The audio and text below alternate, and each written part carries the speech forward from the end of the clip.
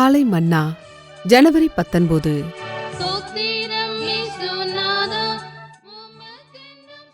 ஆபத்தில் விடுதலை. சங்கீதம் 91:15.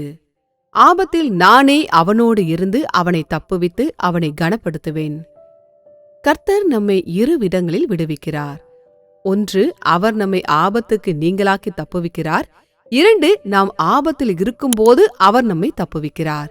இவ்விரு அனுபவங்களையும் 91ஆம் சங்கீதத்தில் நாம் பார்க்கிறோம். நிச்சயமாகவே அவர் உன்னை வேடனுடைய கண்ணிக்கு தப்புவிப்பார் என்று இச்சங்கீதத்தின் 3ஆம் வசனம் கூறுகிறது.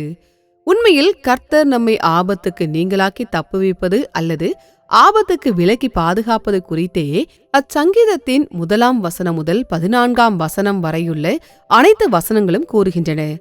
ஆனால் நாம் ஆபத்தில் இருக்கும்போது கர்த்தர் நம்மை தப்புவிப்பது குறித்தே அதன் 15ஆம் வசனம் கூறுகிறது.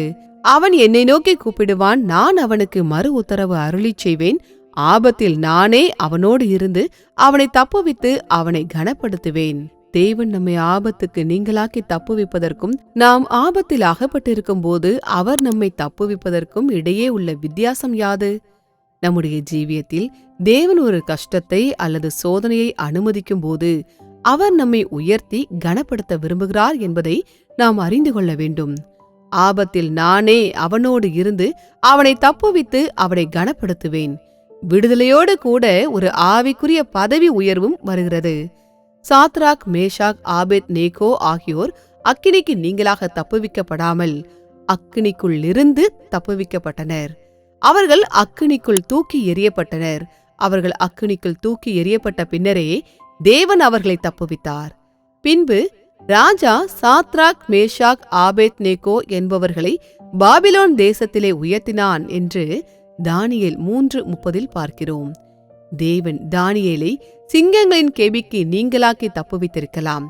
ஆனால் அவர் அவனை அதற்கு உள்ளே தூக்கி எறியப்படும்படி அனுமதித்துவிட்டு அதன் பின்பு அந்த ஆபத்தில் அவனை பாதுகாத்து தப்புவித்தார்.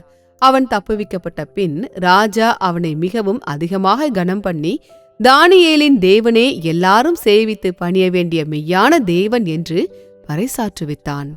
யோசேப்பு குழிக்குள்ளும் சிறைச்சாலைக்குள்ளும் தள்ளப்பட்டான்.